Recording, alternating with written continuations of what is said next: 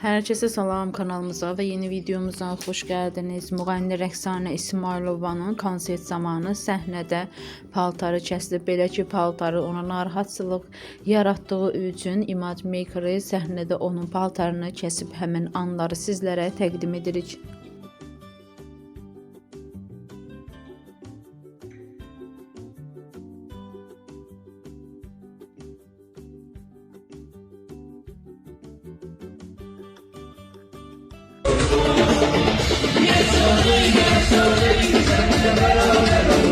Gözlerinde buluşup ellerine dokunmak, saatlerce uzanıp hep yanında kalmak, bile sonra seninle beraber olmak.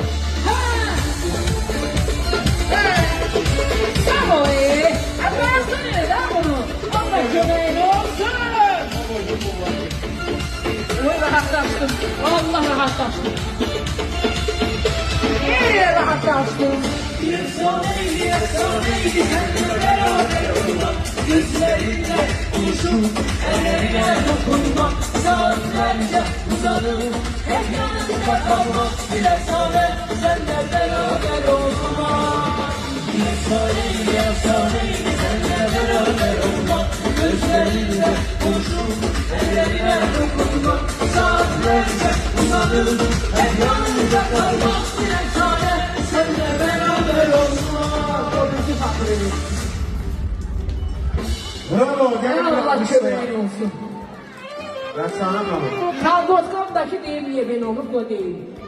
Deməli, kalbotkanı birinci mənə qara giyindirmişdir. Sonra parmaqlarım girdi, dırnaqlarım tökülməsə, kalbotkanı cırdı. Ona göre rengini değiştirdi, bu renkte bu yavaşmıyor. Gördüm ki bundan yeriye bilmirəm. Bak hikmət. Rəqsanə Elə, xanım. burada da kəstirdim. Ay Rəqsanə xanım, bu paltarı belə kəsdiniz, bu qədər pul getdi. Kəstim, hə, nə olacaq? Caman eləyib, ev yox, eliniz imkün. Hazır O mısınız? şeydir. Aga, fadillərliyidir, o qocalım, mən qocalmışım, sən Allah.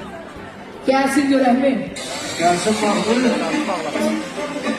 Eyni təkrardan verirsən. Ay qocam, çəkdəmə.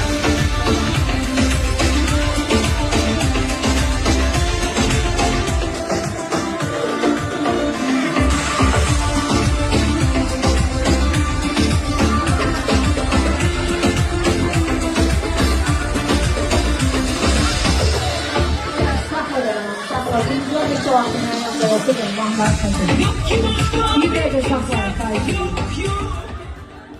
Aynı gel kışkırma ama sakin şekilde ikinci fotoğrafımızı karşılayalım.